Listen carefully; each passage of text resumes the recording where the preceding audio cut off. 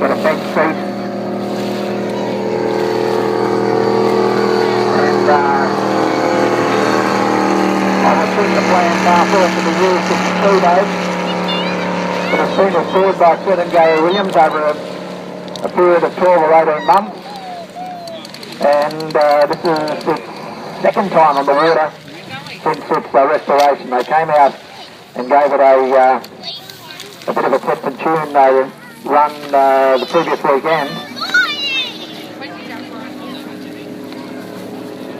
And Billy Newton, one of Fred Williams' professional drivers, who's driving with Cobra out on the circuit at the moment.